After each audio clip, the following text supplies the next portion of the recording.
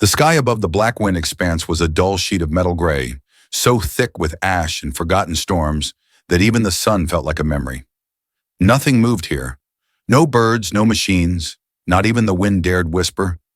This was where dead things came to be forgotten, and this was where Kael Rowan walked, alone. His boots sank into the dust with each step, leaving footprints that faded almost as quickly as they formed. The air was dry, but not just in the way deserts were. It tasted like silence, like history that had burned away and left only shadows behind. Kael adjusted his cracked visor and scanned the horizon. Static, then nothing. His crawler sat parked a few hundred meters behind him, a battered four-wheeled relic from a time when scavengers were braver, or maybe just more desperate. Kael was both. His ship was dying, another busted coolant line, another power failure waiting to happen. The black wind was the last place he had not searched. If he didn't find spare tech here, he wasn't getting off this rock. He moved slowly, every sense alert. The ash crunched underfoot, and the thick clouds above shifted with ghostly motion. In the distance, something caught his eye, a glint, just a flicker. Not sunlight, not metal. Something older. He moved closer, heart ticking faster in his chest. At the edge of a slope half buried in gray powder was a shape. Round, broken, scarred. An escape pod. It was alien, not from any race Kael recognized. The metal was scorched and warped, ribs of it twisted like bone after fire. Symbols he couldn't read lined its surface, faded and barely visible. He raised his scanner. A long beep, then a red flash. Life signs detected. Kael froze. Not possible, he whispered. The scanner beeped again, insistent. Faint signals, almost gone. He reached for his sidearm just in case. Then from the pod came a sound, a whisper. No, less than a whisper, a sound like something too broken to cry. He took a step back, then another forward. The panel on the side had cracked open, barely hanging on by melted hinges. He pulled it with both hands. What he saw stopped his breath cold. Inside, curled together like roots of the same flower, were two small bodies, thin, dust-covered. One held the other in a protective curl, arms wrapped tight even in unconsciousness. Their skin shimmered faint blue-gray, like ice under moonlight. Their hair was matted, dried blood streaking their cheeks. And their eyes, one pair barely open, glowed softly with a light too ancient to belong to children. They were not human, but they were alive. Kael dropped his weapon. "Hey, it's okay. I'm not here to hurt you," he whispered. The one on the outside lifted her head just barely, lips trembling. She said something in a language Kael had never heard. Gentle, broken, desperate. Then she collapsed, head falling back onto the other's shoulder. Kael didn't think. He moved, one in each arm, light as feathers and colder than they should have been. He ran through the ash, past the broken rocks, through the storm that hadn't yet begun. His breath burned in his lungs, his visor fogged, but he didn't stop. He placed them inside his crawler, wrapping them in the last emergency blanket he had, and powered up the systems. The engine groaned, but it moved. And as the crawler rolled away from the pod and deeper into the storm, Kael glanced back once. The pod remained behind, quiet and empty, smoke trailing into the sky like a forgotten question. He looked down at the two strangers. "Twins," he murmured. "What the hell were you running from?" The wind picked up, the sky darkened, and far above them, hidden behind the clouds, something stirred. Watching, waiting. Because Kael Rowan had just changed the future. He just didn't know it yet. The crawler rumbled through the gray wasteland, its old engine coughing like a dying beast. Inside, the soft blue glow of the dashboard was the only light, painting the two small bodies in a color that made them look even less real. Kael kept glancing over his shoulder. They hadn't moved. Not a twitch, not a breath he could see. But the scanner still said alive, barely. He reached the edge of a canyon and pulled into a makeshift alcove carved from fallen stone and old ship panels. His camp. It wasn't much, just a bubble of safety in a world that wanted everything dead. But here at least the dust couldn't eat you alive in your sleep. He parked, switched off the lights. The engine clicked and hissed as it cooled. Carefully, he lifted the two figures from the back seat and brought them inside. His tent was small but clean. He laid them out on a thermal pad, pulling the blanket tighter around them. The moment he touched their skin, a jolt went through his hand, like static but deeper, like something had noticed him. He blinked it away and grabbed his med kit. His fingers worked without thinking, cleaning, disinfecting, checking for fractures. Their bodies were light but resilient, more bones than flesh. Old scars told stories he couldn't read. The blood wasn't fresh. They hadn't just crashed. They had survived something. Kael used the last of his medical gel, smoothed it gently over their cuts. Then he offered water. Only one of them stirred, the older one. Her lips barely parted. She didn't drink, but her eyes fluttered beneath their lids. He sat beside them and waited. The night dragged on. The fire outside the tent crackled in its containment pit, throwing flickers of light against the thin canvas walls. Kael didn't sleep. Couldn't. He kept watching them. His weapon lay nearby, just in case. Not because he thought they'd attack, but because something deep in his bones whispered, "You are not alone anymore." Near dawn, the older one opened her eyes. No movement. Just those eyes, silver gray and glowing faintly in the dark, staring straight at him. Kael didn't move.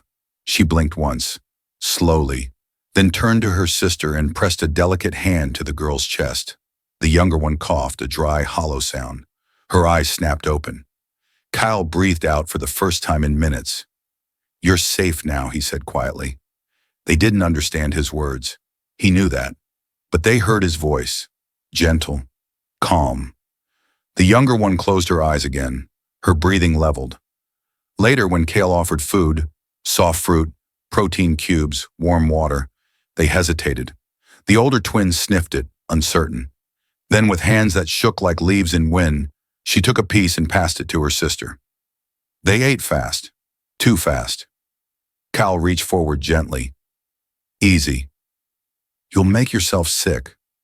The older twin looked up at him with cheeks still full and tried to speak. Her voice cracked, rough, like unused chords being forced to life. Two words escaped. "Thank you," Kael smiled. "You're welcome." That night, as he lay on his cot with his arm draped over his face, listening to the wind howl beyond the camp wall, something changed. He felt it before he saw it. A presence. He sat up slowly. She was standing there. The older twin, barefoot, silent, her pale hair draped over her shoulders like strands of snow. Kael blinked. "Are you okay?" She didn't answer. Her silver eyes locked onto his, empty, not blank, just unreadable. Then she whispered something. Kael couldn't make it out. The words weren't human. Then came the phrase that twisted his gut. "You shouldn't have saved us." He sat up straighter. "What do you mean?" But she was already walking away, back to the blanket. She curled around her sister once more. Kael didn't sleep. The fire outside dimmed, and in the silence he realized something terrifying. He had saved them, but maybe, just maybe, they were never meant to be saved. The morning came without light. The sky above Black Wind was the same as always, a swirling dome of ash and cloud.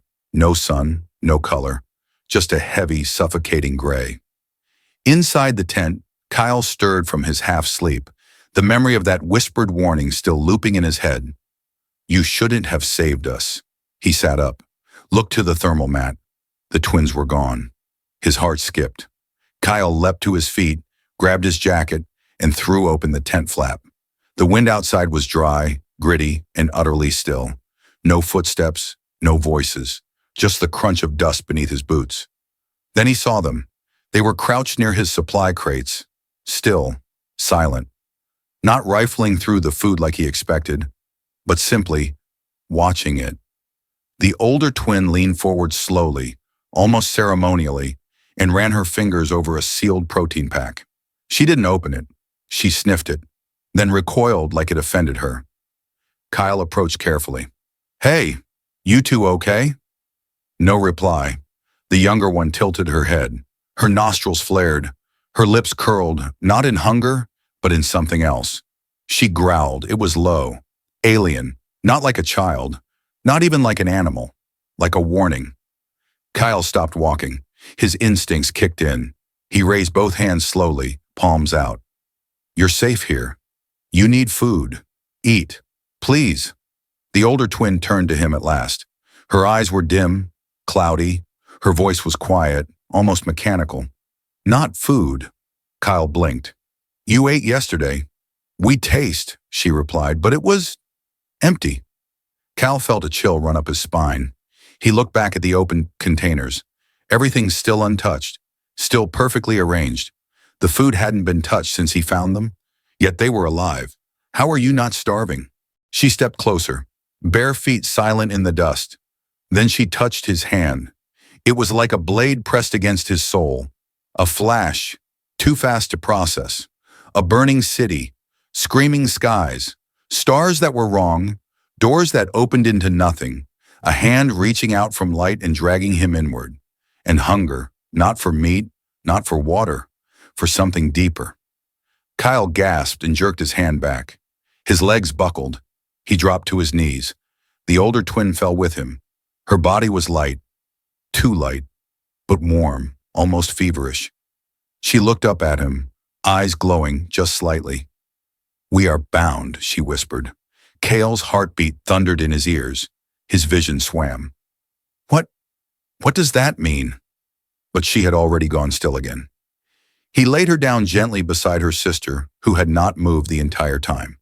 Then he stepped back, palms sweating, chest tight, mouth dry. His hands trembled. The scanner on his wrist flickered, then glitched. No vital signs, then both alive, then none again. Kael backed into the tent, slid down the wall, and tried to make sense of the ache in his chest. It wasn't physical, it was inside. A tug, like someone had tied a thread around his ribs and was gently pulling it, waiting for him to respond. He tried using his translator again, scanned the few alien syllables they had spoken. No match, unknown dialect, classified syntax anomaly. But one phrase surfaced from the garbage text, soul binding. Kael stared at the word. It meant nothing, but it felt like everything.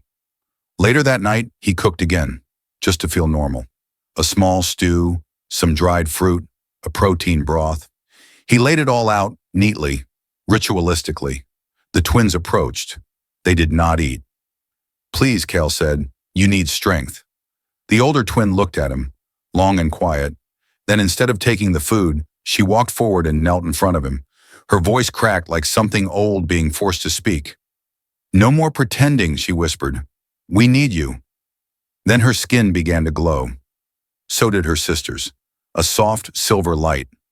It wasn't bright, but it was ancient, like moonlight soaked in memories.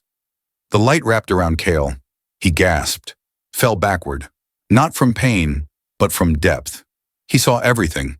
Their ship, lost and drifting, locked away, left behind. Not because they were weak, but because they were too strong, too dangerous, too made. They weren't born. They were created. Twin souls designed to bond, not to each other, to someone else, to an anchor, to him. They didn't eat food. They fed on connection, on essence, and now they had chosen him. Kael sat up with a start. The glow faded. The twins were curled beside him, sleeping, peaceful. He checked his pulse. It was steady, but slower, stronger, like something inside him had shifted. He glanced at his reflection in the metal pot by the fire. For just a second, his eyes glowed silver. The sky over Blackwind turned red by morning, not from the sun, from smoke.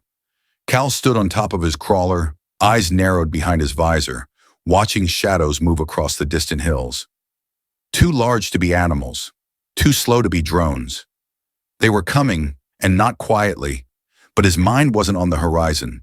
It was inside the camp, inside him. The bond had changed something. He hadn't eaten in over a day. He wasn't tired. His breath felt lighter, like the air knew how to find his lungs. His thoughts came faster, sharper. He could hear things in the distance. Metal shifting, wind brushing stone, even the heartbeat of the younger twin when she stirred in her sleep. He clenched his jaw. Not normal. He needed answers. He stepped back into the camp, where the fire was dying down. The twins sat silently near it. The older one was scratching strange symbols into the dirt with a broken metal shard. The younger one just watched Kael, head tilted slightly, eyes locked on him like he was the only thing in her world. He walked toward them slowly. "I need to know what you did to me."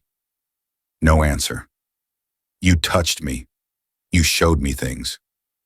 "What was that? What am I now?" The older twin didn't look up. "We told you," she said quietly. "We are bound." "I didn't agree to that," Kael growled. "But your soul did." He stopped. That sentence cut deeper than it should have. "What? What are you?" The older one stood. She was small, barely to his chest, but in that moment she seemed taller somehow, heavier, like she was made of something older than flesh. No fear, no emotion. "We are not born," she said. "We were made." "Clones?" She shook her head slowly. "Keys." Kael frowned. "Keys to what?" The younger twin finally spoke, her voice soft, almost kind. "To the old machines, the star vaults, the things your kind call myths." Kael stepped back. "You're talking about the Ark relics, the God tech, the ancient gates. Those are just stories." "No," the older twin said. "Our blood opens them. Our hunger feeds them. But we need an anchor, a living soul." Kael stared at her. "You mean me?" "You were chosen." He sat down hard on an overturned crate. His head spun. He remembered the stories from before the Exodus, before Earth was left behind. The whispers of alien technology so powerful it could create stars, collapse worlds, open portals between galaxies. But no one ever found the keys. Until now. "Why were you abandoned in the Ashlands?" The younger twin's smile faded. "Our creators feared us," the older one added. "We were born with a twin link too strong. We became unstable. They called us cursed, so they left you to die." "They feared what we could awaken," the older one said. "But they forgot. Fear cannot erase truth." Kael stood up, chest pounding. He turned toward the crawler where his comms console blinked dimly. If he could just get a signal out, Earth Command would send help, scientists, translators, someone who could deal with this. He powered it on, static. He tried again. A spark, then another. The screen flickered, then died. Kael stared at it. "No, no, no, no." He tore open the panel, checked the fuses, the relays. Everything was fine. Behind him, the younger twin spoke. "We can't let them find us." Kael turned, stunned. "You destroyed the signal?" The older one shook her head. "No, it is the bond. We are not meant to be tracked. Your machines fail when they try." Kael clenched his fists. "I'm a human. I have duties. I have rules. I can't just disappear into myths." "You already have," the older twin said. That night he dreamed. A black planet, broken moons, a towering gate covered in alien runes. The twins beside him, hands glowing, eyes like stars. The gate opened. Light poured out. A voice whispered across the stars. "Welcome, soul bearer. The bond is complete." He woke up gasping, his hands glowing faint silver. Kael stumbled out of the tent. The twins were already outside, sitting by the fire like they had never moved. "You saw it," said the older twin. "You're ready," said the younger. Kael dropped to his knees. "What have you made me into?"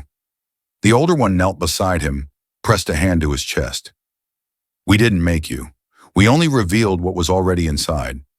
Kael's heart beat once, twice, and then pulsed with a rhythm not his own. And far above them, in orbit high beyond the ash clouds, a probe blinked. It had been watching for hours. It had seen everything. And now it sent a silent signal to the warship circling the planet. "Target confirmed. The twins have awakened. The human is now a threat." The cold came first, not from the wind, but from above. Kael stood just outside his tent, gloves clenched tight over glowing hands. The twins sat behind him by the fire, quiet as ever, as if they already knew what was coming. The air had weight now, the kind that presses into your lungs and tells your bones to run. Then a sound, barely a whisper, a hum in the sky. Kael looked up. Far above the swirling ash clouds, something moved. A shape, huge, angular, predatory. The Earth warship Sentinel Hammer had arrived. Inside its cold command center, Admiral Ryan Cray watched a flickering hologram of Kael Rowan, glowing, altered, dangerous. The two alien twins sat beside him, their eyes reflecting starlight not from this system. The Admiral's jaw tightened. Mutated, he said. A soldier beside him asked, "Do we deploy ground units?" Cray's voice was quiet but firm. "No. We erase the zone. Orbital strike in 12 hours. Prepare the drones." The order was final. Back on the surface, Kael felt it before he saw it. A buzz in his spine, a pressure behind his eyes. He looked toward the hills just in time to see the first wave. Black drones, sleek and silent, cutting through the air like knives. Kael ran to the crawler. Inside. Now! The twins didn't move. "Do not fear," said the older one. "We will protect you." Kael shook his head.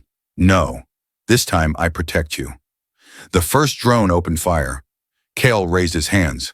Instinct, not thought, guided him. The air screamed. A wave of silver-white light burst from his chest like lightning wrapped in breath. The drone shattered midair, its pieces raining down like ash. Kael fell to one knee, gasping. Steam rose from the ground around him. His arms, his chest, his face, all glowing now. Lines of energy like roots of light spread across his skin, pulsing softly. The bond was complete, and the war had begun. Above, on the warship, alarms blared. Drone 1, destroyed. Drone 2, offline. Unknown energy signature detected. "He's resisting with alien power," an officer reported. Admiral Cray's eyes narrowed. "He's compromised. Begin orbital lock."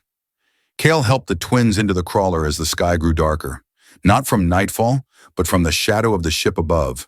The vessel blocked the light like a metal god about to pass judgment. "We need to run," Kael said, punching in coordinates. But the older twin shook her head. "We need to wake it." Kael blinked. "Wake what?"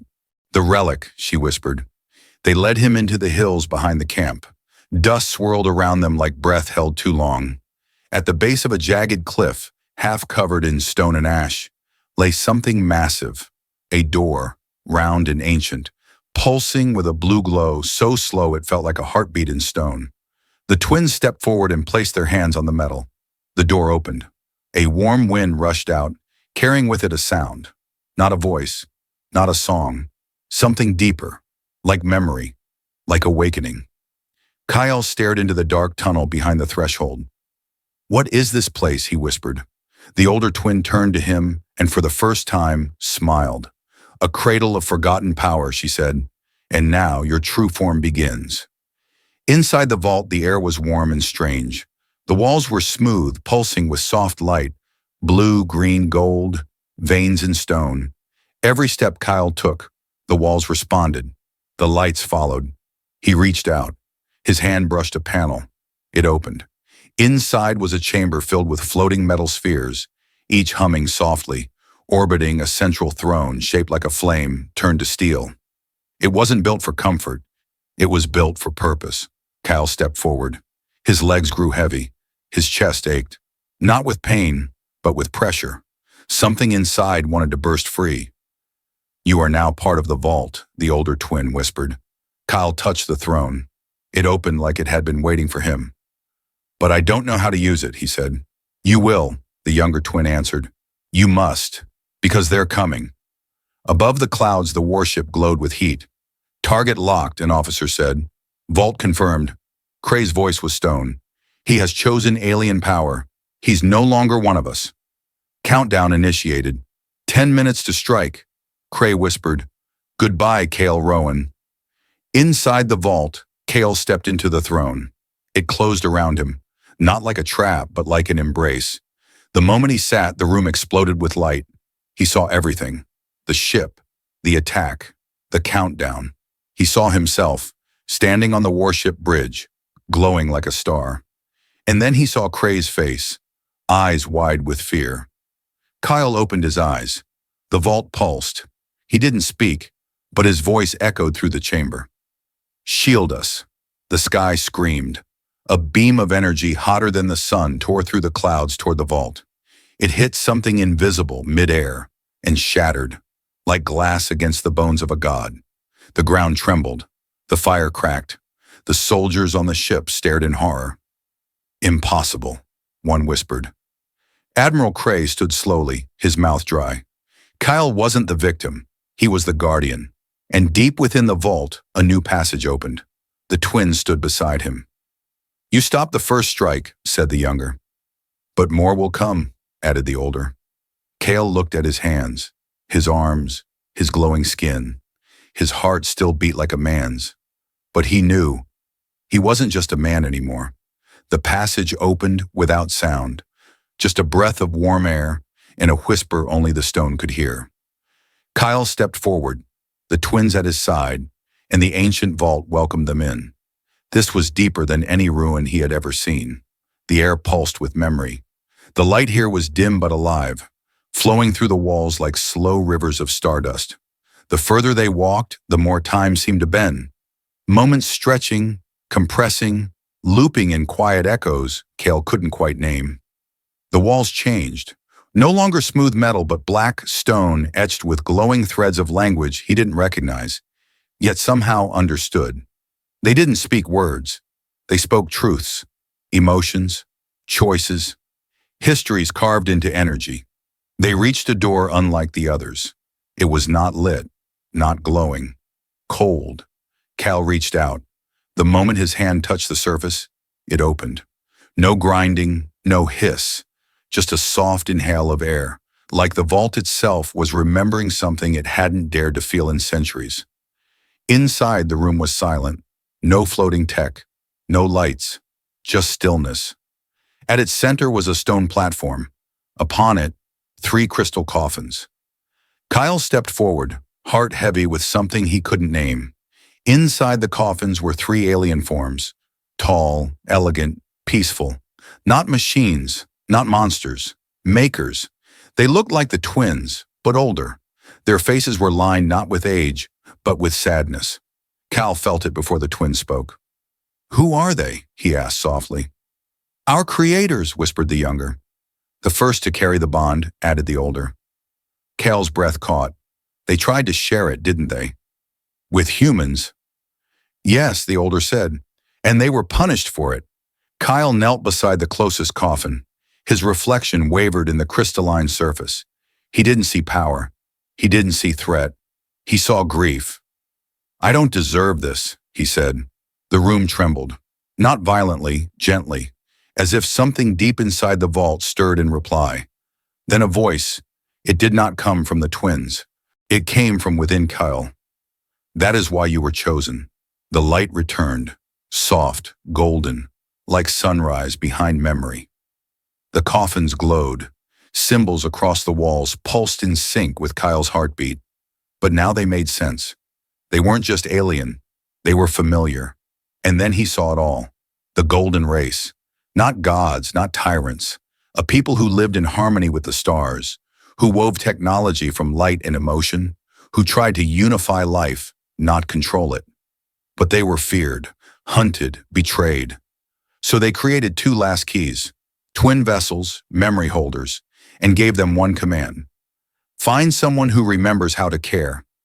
Kael saw himself, lifting the twins from ash, not knowing who or what they were. He saw them watching him, judging, hoping, not because he was strong, but because he was kind. The vision faded. The twins knelt beside him, their heads bowed. You are now more than human, said the older. You are the memory of a lost people, added the younger. Kael stood. The light inside him didn't burn. It warmed. It steadied.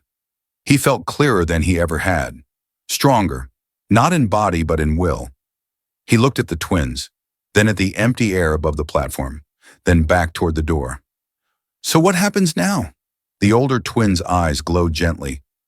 Now you carry the bond into the world. Outside the vault, the air changed again. The human strike force was arriving. Ships dropping into the ashlands, boots hitting soil, Neural dampeners, scanners, weapons calibrated to suppress the strange, the bonded, the different.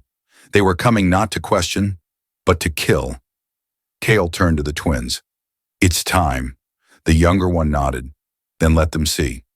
Outside, the strike team moved fast. The commander's voice barked orders. "Fan out. Surround the vault.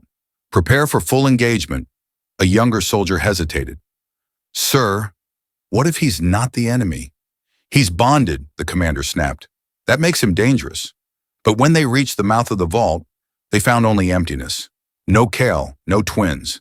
Just a message carved into the ash stone wall in both human script and ancient glyph. "If you seek war, we will not meet you. If you seek truth, follow the stars." We now awaken. Far beyond the ashlands, on a cliff that kissed the sky, Kael stood beneath the cracked heavens. A glowing circle of fire opened above him, a star relay long forgotten, now pulsing with new life. The twins stood on either side of him. The younger smiled. "They'll follow us." Kael nodded. "Let them." "Are you afraid?" asked the older. "Yes," he said. "Then why go?"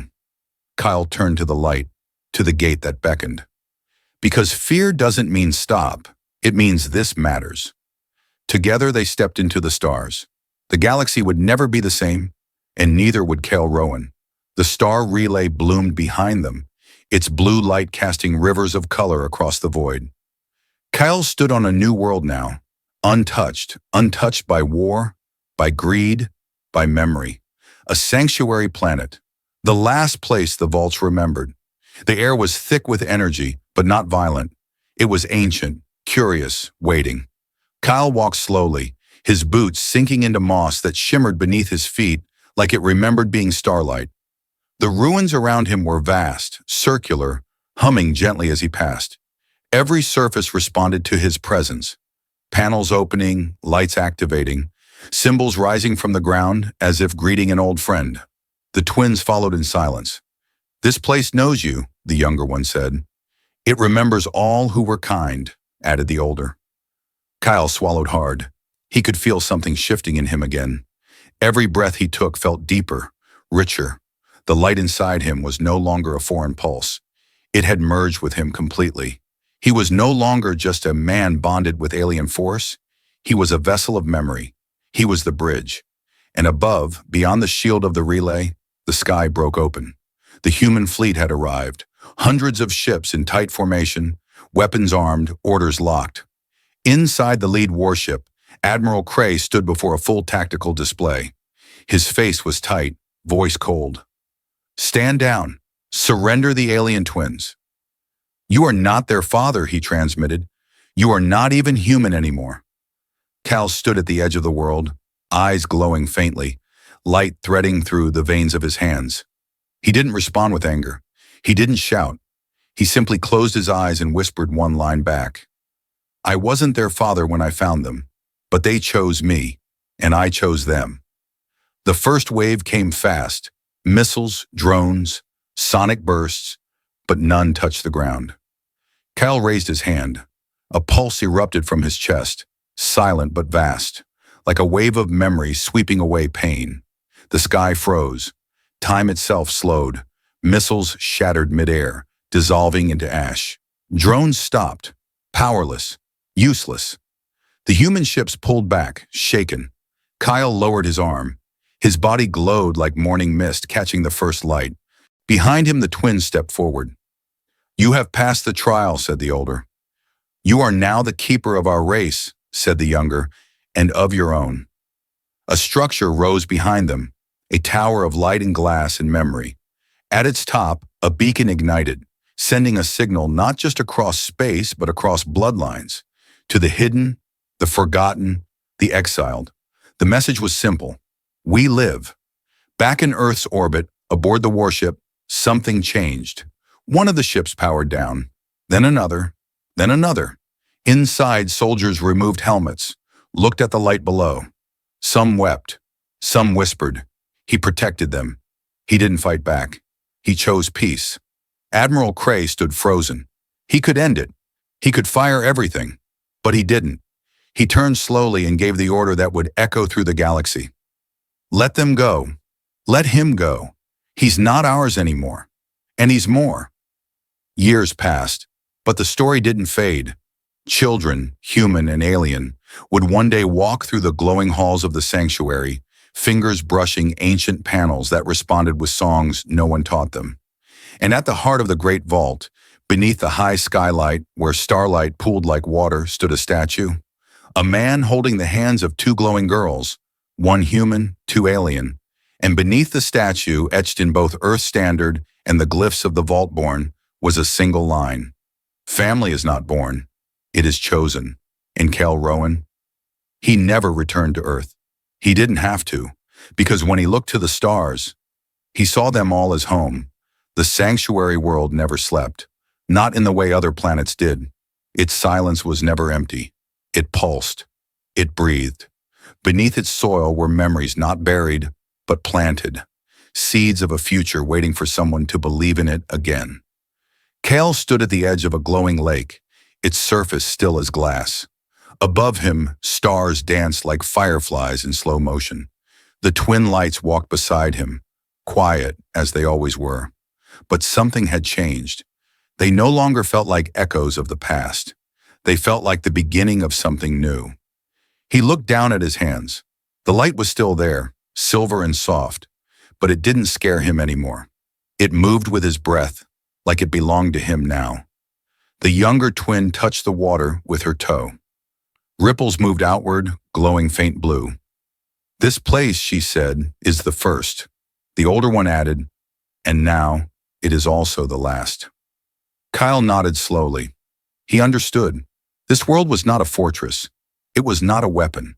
It was a promise. He turned, walking the path that curved through old stone trees and walls covered in vine and glyph. Every step he took awakened a memory. He saw pieces of other lives, not his, but connected to him. Soldiers who chose peace, scientists who dared to love, creators who died protecting what they made. And in every vision, the twins stood there, waiting, guiding.